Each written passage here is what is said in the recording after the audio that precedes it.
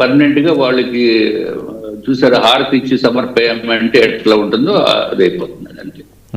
దాంట్లో ఏమి డౌట్ లేదు. ఒకసారి ఇస్తే మళ్ళీ వెనక్కి వచ్చే సమస్య లేదు. మనం బతుకుండగా మనం చూడము, నెక్స్ట్ జనరేషన్ కూడా చూడము. ఇప్పుడు బే పార్క్ ఉంది పైన కొండ పైన, అదేది వెల్నెస్ సెంటర్ కింద పెట్టారు. ఇది వరకు దానికి నేను managing director, Indo American hotels and resorts అనే కంపెనీకి దానికి మేనేజింగ్ డైరెక్టర్ నేను ఉన్నప్పుడే అది అలాట్మెంట్ జరిగింది. అది జరిగి మా కంపెనీకే జరిగింది. సబ్సిక్వెంట్ గా అక్కడ పబ్లిక్ కి కూడా సదుపాయంగా ఉండాలి అని చెప్పి దాంట్లో కండిషన్స్ ఉన్నాయి. ఆ కండిషన్స్ ని ఫుల్ఫిల్ చేయడానికి పైన ఇచ్చారు, కింద కూడా ల్యాండ్ ఇచ్చారు.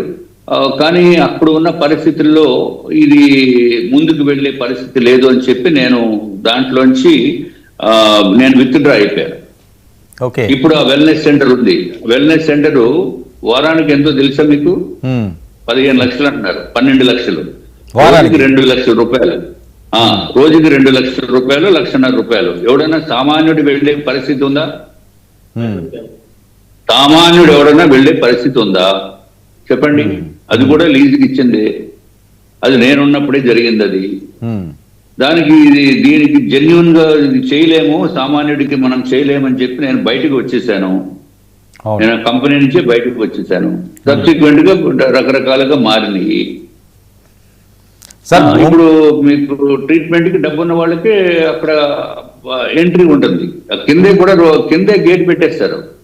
ఇప్పుడు దానికి ఎండి నేను పైకి రోడ్డుకి పైకి వెళ్ళడానికన్నా మనకేమీ సంబంధం లేదు ఇప్పుడు. సో ఒక్కసారి ప్రైవేట్కి ఇస్తే ఐఎమ్ టెలింగ్ యూ, ఇక్కడ కూడా 7 స్టార్ హోటల్ కి లేకపోతే లీలా ప్యాలెస్ కి ఇస్తే లోపలికి వెళ్లే పరిస్థితి జరిగేది కాదు. సో ఏంటి మనం చేసేది? అవును, బడాబాబులకి బ్రహ్మాండంగా ఉంటుంది. దాంట్లో డబ్బు ఉన్న వాళ్ళకి ఇబ్బంది లేదు. ఎక్స్క్లూజివ్నెస్. సార్ ఏంటి మొన్న క్యాబినెట్ మీటింగ్ లో కూడా పవన్ కళ్యాణ్ గారు కొన్ని వాటి మీద సీరియస్ గా మాట్లాడారట. భూములన్నీ కూడా అన్యాక్రాంతం అయిపోతున్నది, ల్యాండ్ గ్యాంబ్లింగ్ జరుగుతున్నది ఉత్తరాంధ్రలో అని చెప్పి. నిజమా అని నేను ఆయన పాస్ చేసిన కామెంట్స్ పాస్ చేసినట్టుగా పేపర్లో చూశాను. కాదు, నిజంగా వాస్తవం నేనేమన్నా క్యాబినెట్ లో ఉన్నానా? అది వాస్తవం కాదు సార్. విశాఖపట్నం పరిసర ప్రాంతాల్లో ఆ రకంగా జరుగుతుందా అని, ఆ యాక్టివిటీస్ జరుగుతున్నాయా? భూములన్నీ కూడా అన్యాక్రాంతం అవడం గతంలో వైఎస్ఆర్సీపీలో ఎక్కువ వినిపించింది కదా, ఇక్కడ కూడా ఆ రకంగానే వినిపిస్తున్నది ఏంటి అని. ఇదివరకు జరిగిన మాట వాస్తవము. వైఎస్ఆర్సీపీ టైంలో ఏదైనా ఒక ల్యాండ్ అడిగితే ఆ ల్యాండ్ కనుక అమ్మకపోతే అది మీకు 22 ఏళ్ళకి వెళ్ళిపోతుంది. ఆ ల్యాండ్ అని వరమ గారి ల్యాండ్ ఉందండి ఇక్కడ 2 ఏకర్స్, కొంచెం బాగా కనపడుతుందండి, రోడ్డు పక్కనే ఉందండి. మిమ్మల్ని అడుగుతాం మీరు ఇమ్మని, మీరు ఇవ్వరు అనుకోండి, వెంటనే అది సెక్షన్ 22A అని ఉంది, అది నిషేధిత భూముల కింద దాంట్లో పెట్టేస్తారు.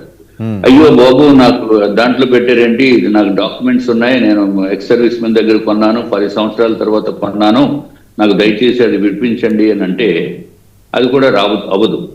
మిమ్మల్ని ఏమో ఏదో యాపిల్స్ చెప్పమంటారు కదా, మీరు ఏదో మామూలు యాపిల్స్ అనుకుని మీరు పట్టుకెళ్తారు ఒక గడను.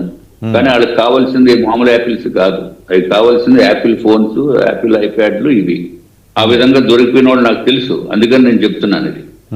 ఇప్పుడు వాళ్ళ భూములు 45 సంవత్సరాలు అయింది. 45 సంవత్సరాల నుంచి కూడా వాళ్ళకి మళ్ళీ ప్రభుత్వం దగ్గర నుంచి క్లియరెన్స్ రాలేదు. కారణం ఏంటంటే ఇటువంటి పనులకి మీరు ఇవ్వలేదు. 22A చూపించారు, అక్కడేమో వాగు ఉండండి వాగు ఉండదు, వాగు పోరంబోకని రాసేస్తారు. ఒక కలెక్టర్ గారేమో లేదు పొరపాటును రాస్తేమో దీన్ని తీసి డీనోటిఫై చేసి వాళ్ళకి ఇవ్వండి అని చెప్పి రాస్తారు, ఒక మంచి కలెక్టర్స్ ఉంటే.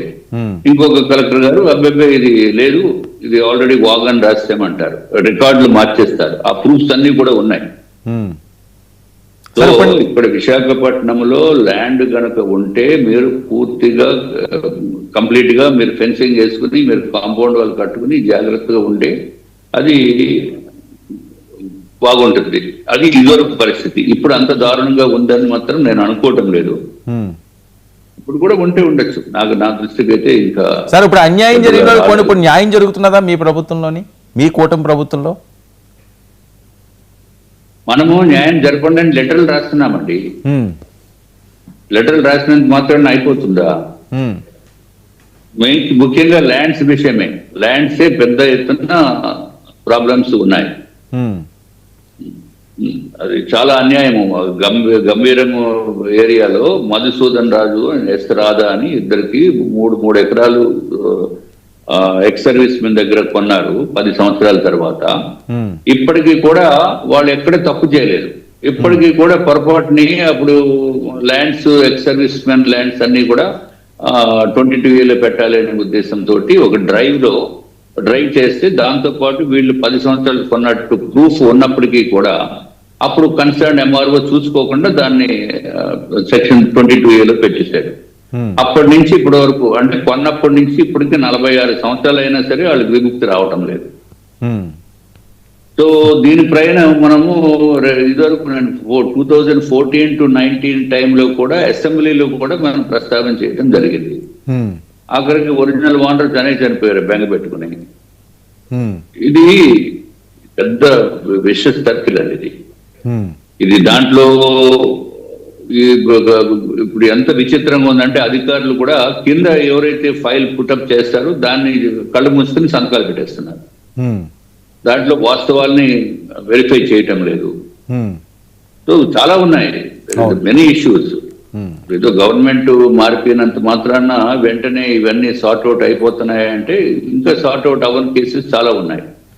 సార్ ఏంటి ఐటీ సెక్టార్ కి సంబంధించి ఏంటండి? ఐటీ సెక్టార్ కి ఇవన్నీ కూడా ఇప్పుడు ఊపందుకుందా? మొత్తం అంతా విశాఖ వైపే కేంద్రీకృతం అంటున్నారు, ఐటీ హబ్ కింద చేస్తామంటున్నారు. గూగుల్ ఇవన్నీ కూడా విశాఖపట్నం వైపు అడుగులు వేస్తున్నాయి, పెద్ద పెద్ద పరిశ్రమలన్నీ కూడా. వరం గారు, విశాఖపట్నం ఇప్పటి వరకు 50 years బ్యాక్ నుంచి ఇప్పటి వరకు ఉన్న డెవలప్మెంట్ వేరు. ఇప్పుడు 50 సంవత్సరాల్లో జరిగిన డెవలప్మెంట్ రానున్న 10 సంవత్సరాలు 5 years లో అంత జరుగుతుంది. ఎందుకంటే గౌరవ ముఖ్యమంత్రి నారా చంద్రబాబు నాయుడు గారు ఈజ్ ది విజనరీ లీడర్. అట్లాగే లోకేష్ గారు కూడా మంత్రివర్యులు, ఆయన కూడా చాలా కష్టపడి ఇది ఏదైతే ఐటీ కంపెనీస్ ని అట్రాక్ట్ చేయడం గురించి పూర్తి ప్రయత్నం చేశారు. దాంతో పాటు ఇక్కడ కూటమి ఉంది, తెలుగుదేశం పార్టీ, భారతీయ జనతా పార్టీ, జనసేన. ఈ 3 పార్టీల కలయిక ఒక అద్భుతమైన కలయిక. కాబట్టి పైన ప్రధానమంత్రి నరేంద్ర మోడీ గారు ప్రపంచ వ్యాప్తంగా ఒక అత్యంత అద్భుతమైన వ్యక్తిగా, ఒక పవర్ఫుల్ లీడర్ కింద ప్రపంచమంతా కూడా గుర్తిస్తుంది.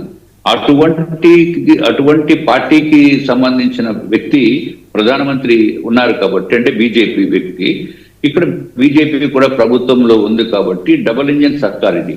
కాబట్టి ఇన్వెస్టర్స్ కి విపరీతమైన కాన్ఫిడెన్స్ ఉంది.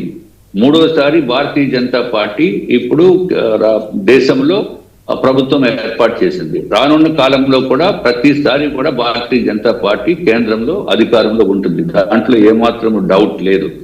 కాబట్టి ఇప్పుడు ఆంధ్ర రాష్ట్రం పైన ఎక్కడో కిందకి దిగజారిపోయిన పరిస్థితి నుంచి ఇప్పుడు అద్భుతంగా పైకి తీసుకొచ్చిన ఘనత మాత్రము ఈ 3 పార్టీల లీడర్స్ కి సంబంధించిందని చెప్పాల్సిన అవసరం ఉంది.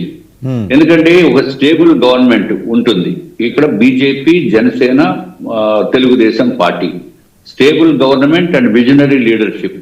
దాని మూలాన ఇన్వెస్టర్స్ అత్యంత అద్భుతంగా ఇక్కడ ఇన్వెస్ట్ చేయడానికి వస్తున్నారు. అలాగే ఐటీ కంపెనీ గురించి చూస్తే ఇది వరకు జగన్మోహన్ రెడ్డి గారు టైంలో ఐటీ కంపెనీస్ కి ఖాళీగా ఉండి బిల్డింగ్స్, మాకు కూడా ఐటీ కంపెనీ ఉంది Rishikonda IT park hill number 2లో. రిషికొండ అంటే ఏరియా నేను చెప్తున్నా. హిల్ నెంబర్ 2లో మాకు కూడా ఉంది. అప్పుడు ఖాళీగా ఉండేది, ఎవడు వచ్చేవాడు కాదు జగన్మోహన్ రెడ్డి గారి టైంలో. ఇప్పుడు ఫుల్ అన్ని బిల్డింగ్స్ కంప్లీట్ గా ఫుల్లీ ఆక్యుపైడ్. అండ్ ఇంకొక విషయం చెప్పాలి, గౌరవ మంత్రివర్యులు అట్లాగే గౌరవ ముఖ్యమంత్రి గారు చంద్రబాబు నాయుడు గారు రీసెంట్ గా లాస్ట్ మంత్ లో 14 కంపెనీస్ కి శంకుస్థాపన చేయటం జరిగింది. అంటే ముఖ్యమంత్రి గారు కాగ్నిజెంట్ కి చేశారు, మిగిలిన కంపెనీస్ కి ఒక 10 days స్పాన్ దీంట్లో 14 కంపెనీస్, ఐటీ కంపెనీస్ కి శంకుస్థాపన చేయటం జరిగింది లోకేష్ గారు, గౌరవ మంత్రి వర్యులు.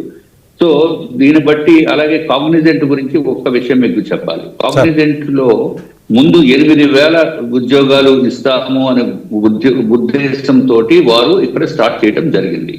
కానీ కాగ్నిజెంట్ కంపెనీ వారు విశాఖపట్నం వచ్చి ఎవరైతే పని చేయడానికి ఇంట్రెస్ట్ చూపిస్తున్నారో ఆల్రెడీ 70,000 మంది వారికి భారతదేశంలో పనిచేస్తున్నారు కాగ్నిజెంట్ కి. సో దాంట్లో ఈమెయిల్ పెడితే వాళ్ళకి వచ్చింది సుమారు 8,500 మంది ఇక్కడికి వైజాగ్ వచ్చి మేము పని చేస్తామని చెప్పి వాళ్ళు ఇంట్రెస్ట్ ఎక్స్ప్రెస్ చేయడం జరిగింది ఇంటర్నల్ గా. ఇది ఇంత భయంకరంగా ఇంత అబ్నార్మల్ రష్ ఉంది ఏంటి ఇక్కడికి అని చెప్పి వాళ్ళు ఏం చేశారంటే, ముందు ఇక్కడ అంత ఫెసిలిటీ లేదు కాబట్టి కేవలం ఒక 500 మందో 600 మందికో వాళ్ళు ఫిల్టర్ చేసి ఇక్కడికి తీసుకురావటం జరిగింది.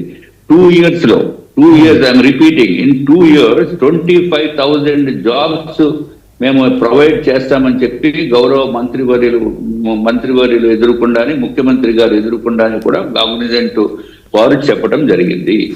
ఓకే. సో అసలు ఎవరు ఊహించినటువంటి పరిస్థితులు విశాఖపట్నానికి వస్తాయి. అట్లాగే గూగుల్ డేటా సెంటర్ మీకు తెలిసిన విషయమే. అలాగే ఇన్వెస్ట్మెంట్స్ ఎంత పెద్ద ఎత్తున వస్తున్నాయంటే అంత పెద్ద ఎత్తున వస్తున్నాయి. సో మెట్రో కూడా వస్తుంది. మెట్రో వచ్చిన మళ్ళా